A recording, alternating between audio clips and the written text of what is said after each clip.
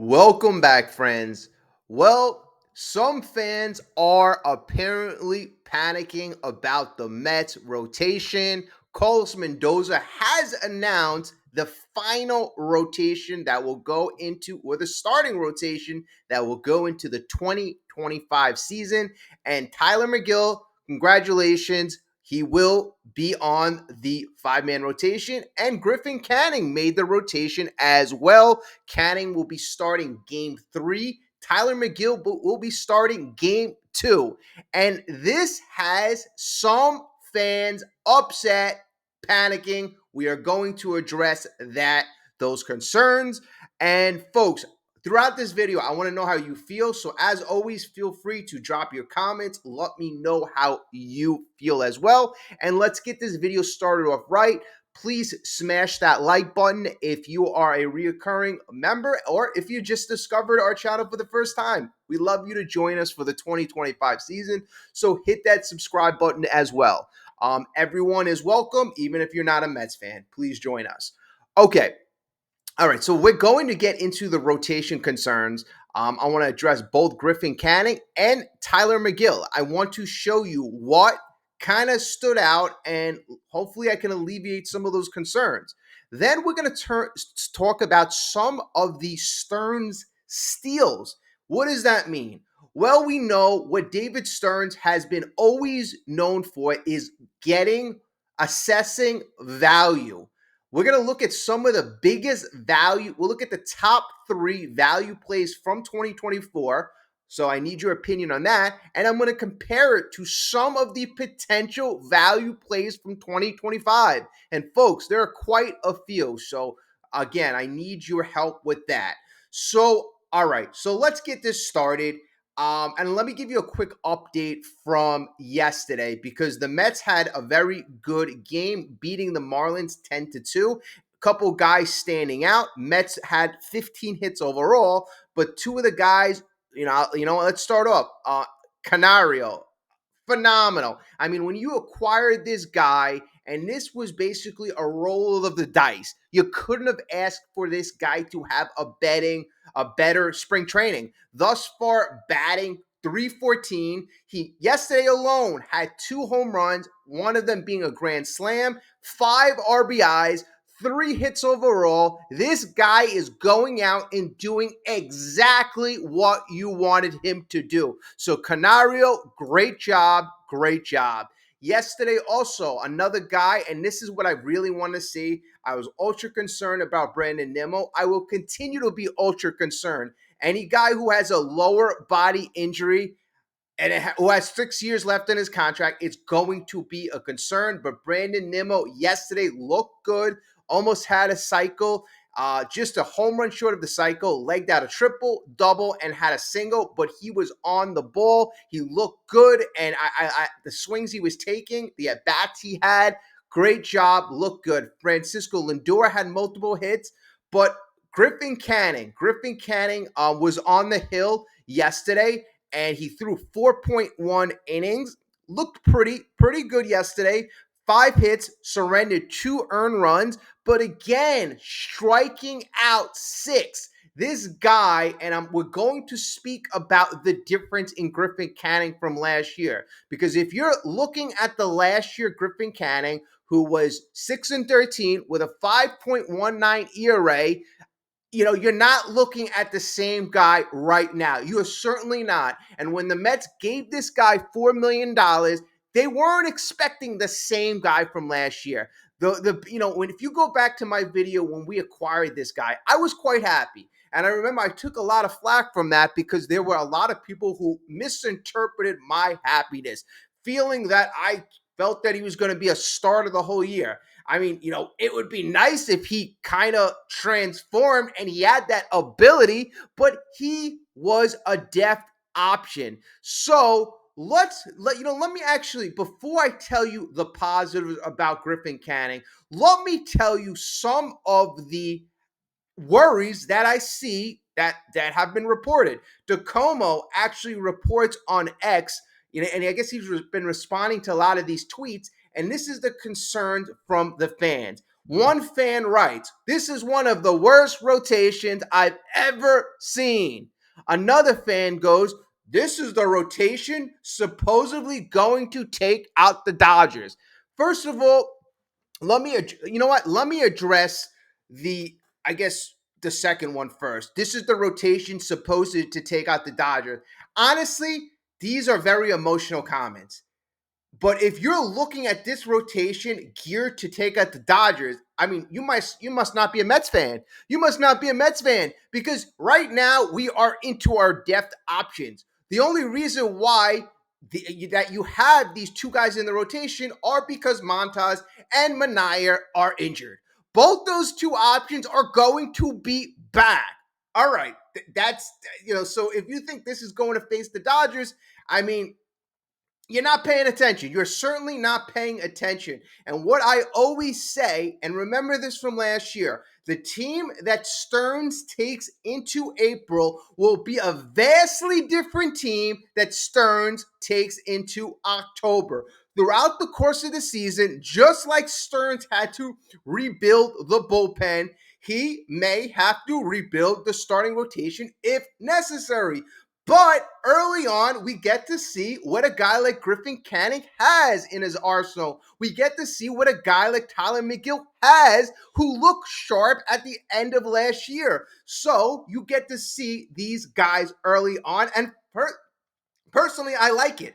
But to assume that this is the rotation that you have set and that you have geared to take out the Dodgers, I mean, folks, that's just an emotional, uninformed comment because it's just silly.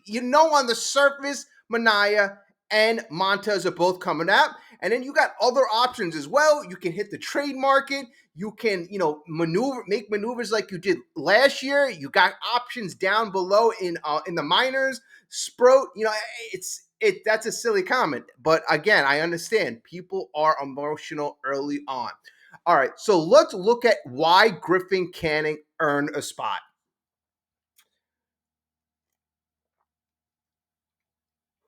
And I will repeat, Griffin Canning did earn a spot. So thus far in spring training, he was. So let me make sure I got his last start.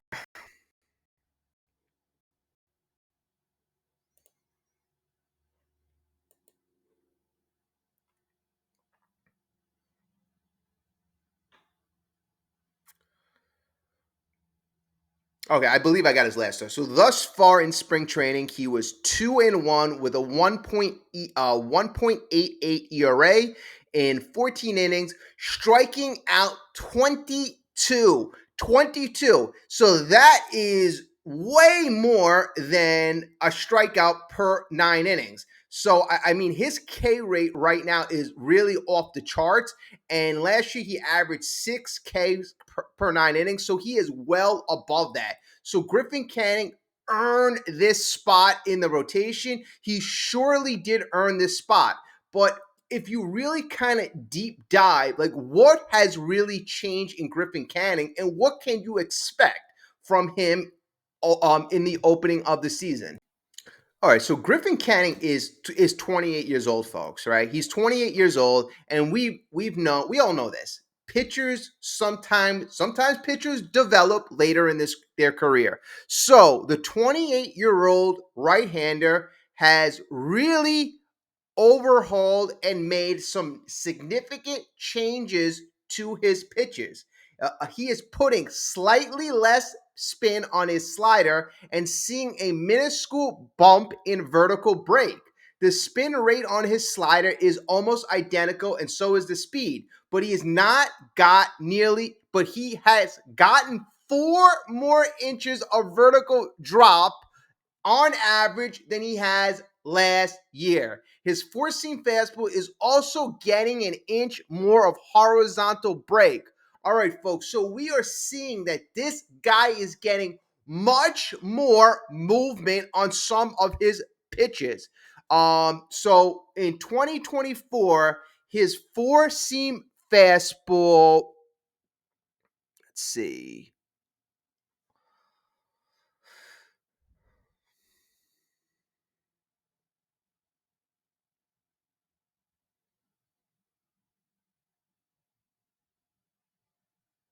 All right, so okay, so I'm looking at a chart here. So the 2024 slider had an RPM of 2146. His slider, and they took on his start on the 17, had an RPM of 2672 RPM. So the spin rate was a lot more on the slider.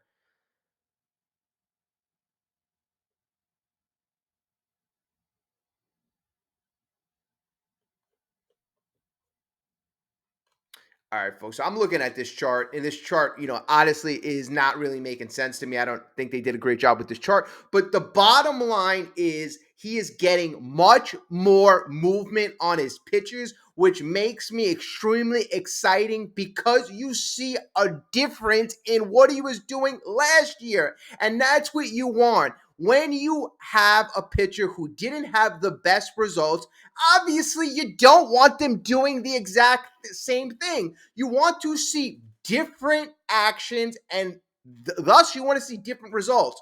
And in spring training thus far, you are seeing vastly different results. You are seeing a lot more strikeouts, less contact. He is a lot harder to hit, and the contact batters are making are softer contact. So thus far, I like what I see, and I apologize. I'm gonna take a little deeper dive into that. But thus far, I gotta give Griffin Canning a lot of credit. You see the results, and to those who are really upset, here's the deal. If Griffin Canning goes out there and he has four garbage starts, I expect Stearns to make a move accordingly. You have Blackburn in the bullpen. If Blackburn is pitching well, you can make a switch there. And then, like I said, you have Mania coming back in 4 weeks. So that could be the move right there. Canning doesn't do well. All right. So, I mean, there are alternative moves. This is not the set rotation for the entire year. To assume that is silly. And we've already seen how Stearns treats this. He treats this team, his quote, as a living organism. If it is not doing well, he will make corrections on the fly. Don't worry, folks. Don't worry. All right. So let's get into our next player, Tylor Megill, who made the starting rotation as well. And Tylor Megill, I really got to give him credit because everybody was saying Tylor Megill was a man on a mission. He was attacking the strike zone early on in spring training. His results weren't as gaudy as I would say Griffin Canning. He was 0-2, a 4.24 ERA, 17 innings pitched, 18 strikeouts, 1.18 WHIP. So I mean, the results weren't as good, but in a minuscule sample size, he did enough. He did enough to warrant this start because I believe you have to put this also combine this into what he did at the end of last year as well. And not Griffin Canning, Tylor Megill always had decent stuff. He was always a guy who can get the ball in the mid 90s. And he's a guy that I think it was always mental with him. Yeah, with Megill, I truly believe that it's mental. Last year, in his final six starts, he pitched to a 2.32 ERA, so really finished off the year in a very strong way. And Tylor Megill has said it himself. He has to attack the strike zone. Last year, walked way too many guys. That allowed him to run up his pitch count, put him in a lot of uncomfortable situations. Truly mental issues with him. He's got the stuff. He's got a 96 mile per hour fastball on average. And the thing about him that I noticed is he's got a lot of pitches that he used in 2024. According to Baseball Savant, he used 1, 2, 3, 4, 5, 6, 7, 8 pitches in 2024, which I think is way too much. I think perfecting 4, maybe 5 pitches for a starting pitcher it is enough, and you want to make sure you perfect those top pitchers. Having 7, 8, 9 pitchers is just way too much to focus on. He's a guy that you know he's really a guy. He's got the stuff. He's really got the stuff. Um, you know, I think he needs to induce more ground balls, attack the strike zone like he's been doing, and you'll see those results. Less walks, attack the strike zone, get more ground balls, focus on perfecting a lot less pitchers in your arsenal, and I think we're going to see a different Tylor Megill this year. And you saw that Tylor Megill in the last 6 starts of the 2024 season, and that was when the games were at that most crucial point. Those are the games that we needed. So it's not like this guy can't pitch under pressure. Thus, these are the two guys that have, these they fill up the final 2 rotation spots. And again, Paul Blackburn will go to the bullpen. And if these guys falter early on, you have the options. You still have options. You can go. I don't think you want to go to a Sproat that early on, but you could put Blackburn back in. I don't think you want to do this, but you can always stretch Budo out. These are options that aren't as optimal, but the Mets, they can maneuver. And again, these are your depth options, and you get to see how good they are early on.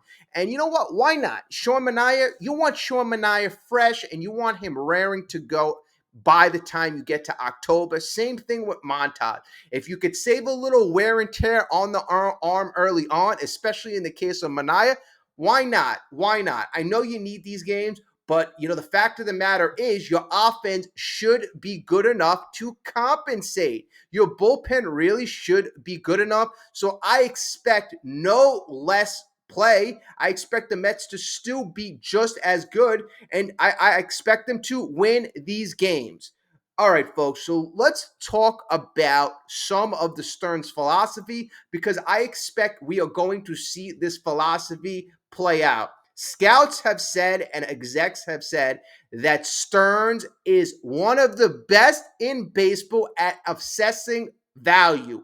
Assessing value. So what do I mean by that? So let's just say Griffin Canning is a $4 million starter, right? And Clay Holmes is a $13 million starter. Griffin Canning pitches to a high 3 ERA, and he gives you 100 innings pitched, and he pitches well out of the bullpen. Okay, high 3 ERA, he gives you 100 innings. He pitches well out of the bullpen. All right, you're getting the production of a guy who should probably be making $10 million, right? Guy in the threes, this and that, right? But you're only paying him 4. Okay, now you go to Clay Holmes. Clay Holmes, the Mets, I expect Stearns to expect, him to pitch like a 2, maybe 1B. If he's not an ace, maybe a 2. But a 2 in this climate is worth probably over $20 million. So that's what I mean. If you can get these guys to perform way over what you're paying them, that is what I consider value, right? So let's look at a couple value plays for 2024, and then we'll compare that to some potential value plays for 2025. Now, let me bring up the first guy. And while I'm doing this, I want you to start to think, what would be your value plays for 2024? Some guys that really exceeded expectations.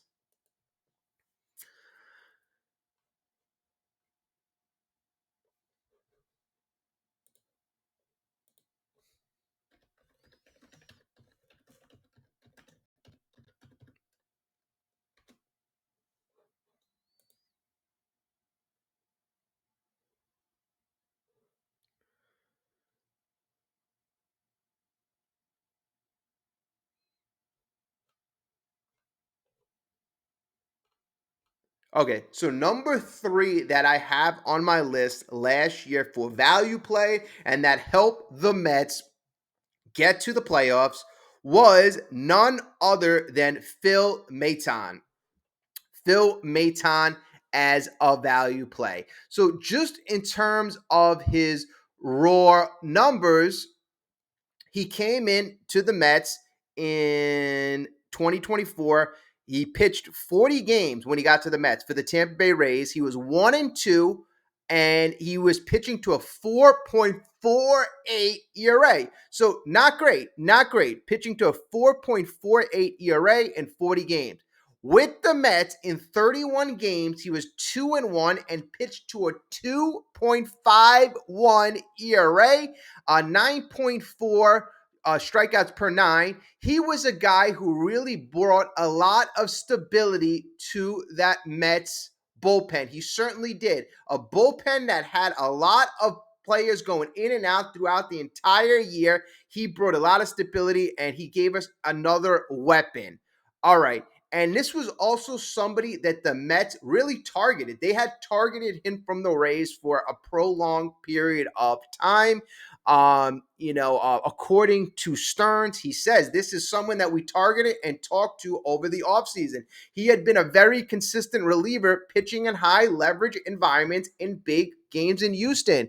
He got off to a rough start this year. We think we can make some adjustments he made over the last month or so, throwing few more strikes.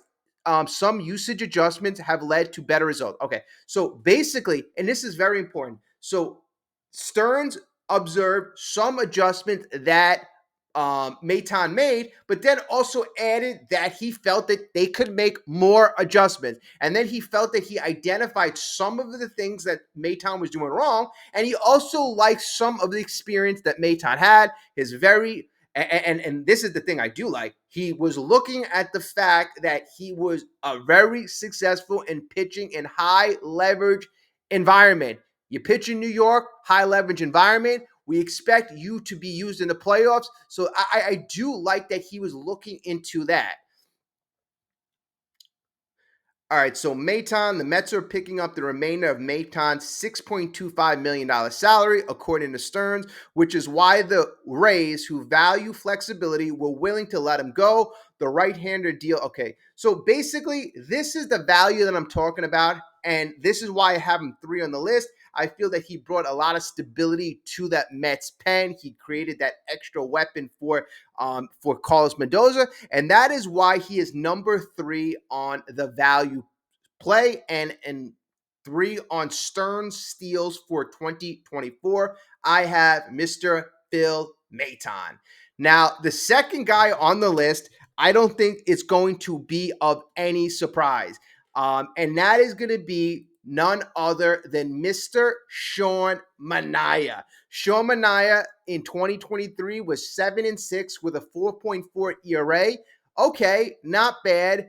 Towards the end of 2023, it looked like he got a lot better, went to Driveline, tweaked some of his stuff. So the Mets saw potential for him to excel and for him to actually improve.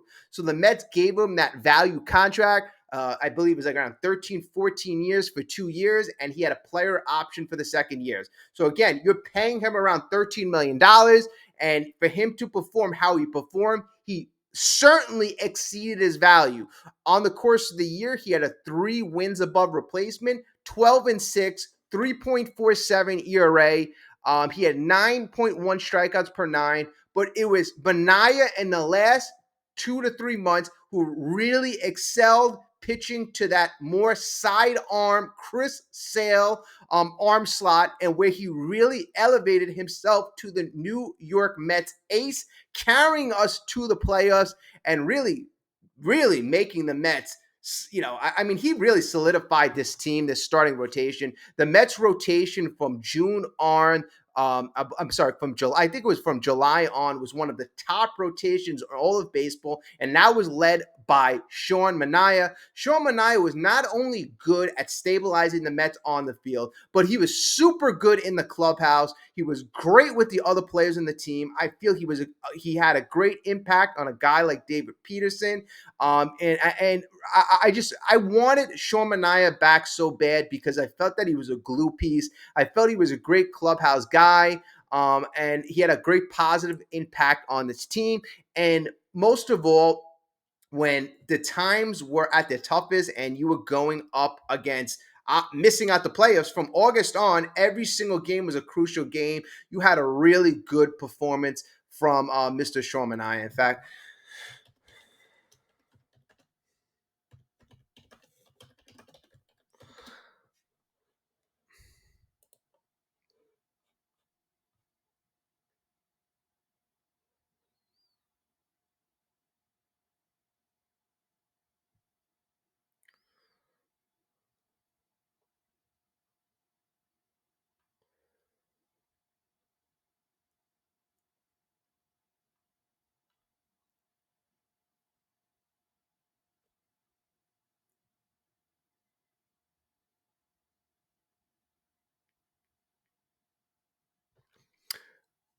yeah, I mean, excluding, I would say, the game against the Brewers, and there was that rough game in the playoffs against the Brewers where he pitched 3.2 innings, 7 hits, but honestly, he was gassed. He was really gassed because if you look at his previous one, two, three, four, five, actually, this was actually crazy, folks. One, two, three, one, two, three, four, five, 6, 7, 8. Like literally 10 out of his last 11 starts were of 6 or more innings, and most of the starts were 7 innings or more. So he was giving you 7 innings. He gave you 7 innings in 3 starts in September, and then he gave you 7 innings in 3 starts in August. This guy was a horse down the stretch, pitching his heart out. I mean, he had some really great games against the Diamondbacks, when we were kind of falling out of it on August 27th, 11 strikeouts to kind of stabilize us and to kind of jolt us. But a lot of great performances against teams down the stretch, the Blue Jays, the Nationals, even the Phillies. I mean, Sean Manaea earned that 3-year, $75 million contract. Maybe it was a little too rich for a guy of his age, but the Mets gave him that contract because I feel that he was worth more than on the field value to that team. He was also worth a lot to the clubhouse. And I think the Mets recognized that he did help guys like David Peterson, even Tylor Megill, Quintana, all those guys. Sean Manaea led by example. So in terms of another one of Stearns' steals for 2024, you have none other than Sean Manaea. Okay, so Sean Manaea was number 2 on the list for Stearns steals. Now, who would be number 1 for value Stearns steals? And this is a tough one. This is, really kind of a tough one. I could have put Manaea as number 1. I really could. But I think there was one person that actually had more of an effect and actually, was a bigger value contract. Now, all right, so this guy, and it's going to be hard to disagree, but let me know if you do disagree. So the number 1 value move for Stearns steals is none other than Carlos Mendoza. And if I have his salary right, I believe it's $1.5 million. Now, the Mets got rid of Buck Showalter right away. And that caused a lot of controversy early on. A lot of people thought that if the Mets were seriously wanted to contend in 2024, that they needed a seasoned vet like Buck Showalter to right the ship. But Stearns had a little more foresight. He was looking at the big picture, and that's what Stearns' whole thing is. A lot of times Cohen, he'll look at a specific, signing or a trade, this and that, and then then he'll come back to the reality that every move is part of a larger move or a larger picture. And that's how Stearns operates. He wasn't just looking at 2024, 25. He was looking at 2025, 26, 27, 28, 29. And he knew that he had to build a foundation. Carlos Mendoza, like right from day one, set up a culture in Queens, set up that clubhouse. I mean, Carlos Mendoza righted the ship. I mean, this could have went south really bad in 2024. After May, we were 10 games under 500. Things were not going well, but Carlos Mendoza stayed as a steady hand, and it wasn't easy. It was not easy. Then when the Mets got hot, he remained that steady hand going into the playoffs. I mean, yes, they could have went to the Craig Council and paid a whole crap load of money. Yes, they could have stayed with Buck Showalter, but no. Stearns made a very bold and tough decision, and this is why I think it was the best decision, because leadership, in my opinion, is extremely important, and he set the right leadership. Now you have great leadership in the front office with David Stearns. I believe you have great leadership now on the field with Carlos Mendoza, and you have great leadership on the ownership level with Steve Cohen. And those are your 2024 top 3 Stearns steals. What do you think? Order wrong? Did I miss anybody? I know, Luis Severino, this and that. There's other players. Iglesias, although he came up a different way. But those are my value plays. Let me know. All right. So 2025 is going to be a little different. It's hard to evaluate because obviously we don't know how the players would perform. I could look at a couple value plays. Number one, let's just play it out. If things go to how I think they may go, let's go to Mr. Clay Holmes. Clay Holmes, the Mets signed him to a very reasonable 3-year, mid 30-something million contract. He has an opt-out after year 2, but he's only going to be averaging a little over $13 million a season. I mean, if he produces as a number 2 starter, possibly number 1B, even number 3 starter, that is way over slot, way over value. I mean, so, I think that has the potential to be a very big steal. In fact, the article that I saw targeted Clay Holmes as being a typical David Stearns moves. He cited the Clay Holmes move. And I like the fact that Clay Holmes, he already had a great foundation, a great base, a great couple pitches. Then he added on a couple great pitches, and I forgot the type of changeup. But his changeup is supposed to be really dynamic, working out really great in spring training. Actually, Clay Holmes.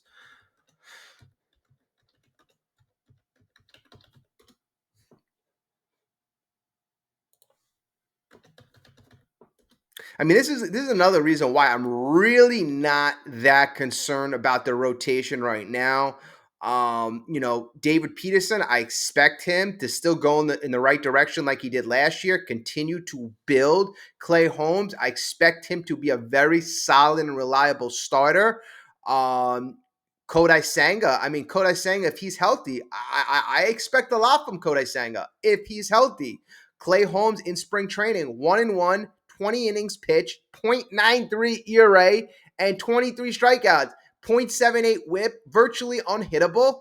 And then you got Mania coming back. And then, if a Griffin Canning or a Tylor Megill pans out, the rotation is heads and shoulders better than expected. So that has the potential to be a very good Stearns steal. All right. Now, number 2, and like I said, this could be there could be a lot of Stearns steals. But I'm going to go with number 2. I'm going to go with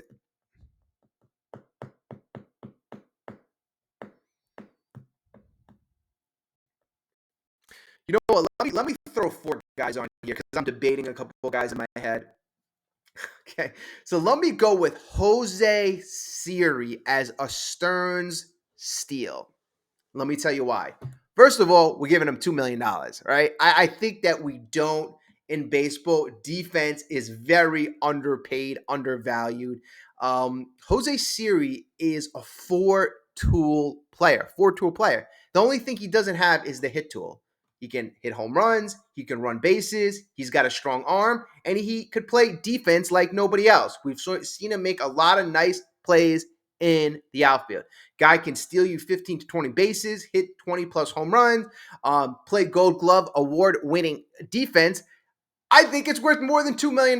That's my opinion. And if he somehow finds a way to hit over 200, 230, if he hits around what Alonso did around 240, I mean, that would be a huge major steal. And I've been very consistent on Jose Siri. Go back to my video when we acquired him back in November, December, whenever that was. I felt the same exact way. I was excited about that. So I'm going to still remain consistent. I believe that could be a potential Stearns steal. Value, way over value. Another one, Griffin Canning. Griffin Canning pitched to an over 5 ERA, 170 innings. Right off the bat, we see Griffin Canning strikeout rate is off the charts. We see his vertical break, his horizontal break, his movement is much more superior, much more movement than last year. He has kind of tweaked his arsenal, not much his arsenal, but I guess his, you know, kind of the way he goes about business. He's doing things a little better. His grip is a little bit different. So the ball's coming out a little bit different. But you've seen the results, right? You've seen the results. The results are there. And you're only paying the guy $4 million. So even if the guy has a high 3 ERA or low fours, he's going to be more than a $4 million pitcher. It's easy for him to be a value play. Easy for him to be a value play. All right, so you have Holmes, you have Griffin Canning, and you have Jose Siri. And let me throw this guy out there. Let me throw this guy out there that you kind of got for a bag of balls. And I want to give this guy his due. And that's Alexander Canario. And Alexander Canario, I don't think he made the team yet. I think he's going to be part of the last couple roster spots. You have the last bullpen spot up for grabs, and you got a couple of the bench spots. So in 35 at bats, Canario has 9 runs scored, 11 hits, 3 home runs, 8 RBIs, 314 batting average, 429 on base, and a 1058 OPS. This guy, like I said, you took a shot in the dark, traded a bag of balls for him.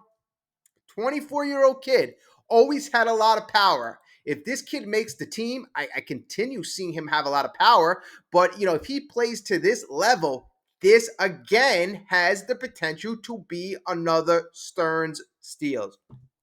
And again, Stern steals, it doesn't include guys like Acuna and doesn't include guys like Jet Williams who are on the team. It has to have been a transaction acquired by David Stearns.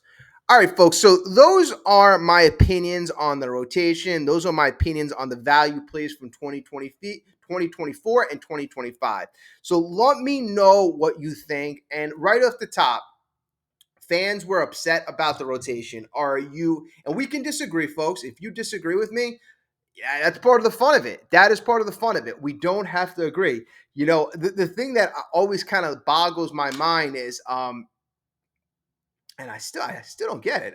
I still don't get it. I mean, even like YouTubers who I love, I would never think like this. People who I don't know, maybe they're joking around. Maybe I'm like not getting the joke. People will be like, "Oh, I 100% disagree. I'm gonna unsubscribe."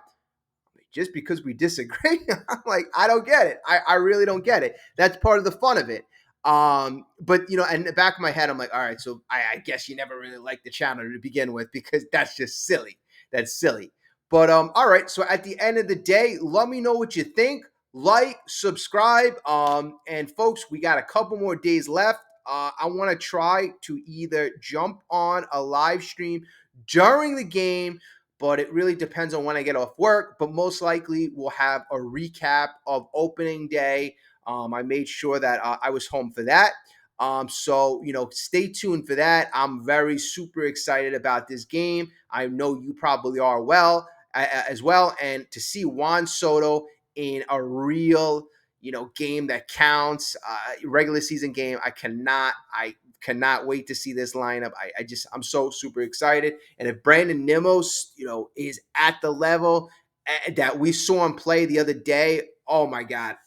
So this lineup is going to be really tough. And we got a couple. We got a couple. Everybody. There's people who are upset about the injuries. And let me just say one thing before I go. The injuries that we have, I think we're very lucky because number one, we don't have. We didn't have a Kodai Senga. We don't have like our top. Sean Manaea could say top pitcher, but they're not long-term injuries. So let's just say that we don't have injuries to. I don't even want to say the guys are on offense, but our main guys are on offense. Everyday guys are there, right? Ashur Manaea, he'll be out for 2 months. It'll affect you in like 7 starts. If Alvarez, he's going to be out for 2 months. That'll affect you in 50 something games, 60 starts. So I mean, I think we're really lucky. We're really lucky in that regard. So there's short-term injuries. You got to get the guys back. And these guys, like Manaea, all right, they have a little rest in the beginning of the season. Down the stretch into the playoffs, we want it to be a long, extended season. These guys should be a bit more fresh. So, we'll see. It remains to be seen how these guys would do, but I'm super excited. Let me know. Like, subscribe. Let's go Mets. I will speak to everybody soon. Have a great day, folks.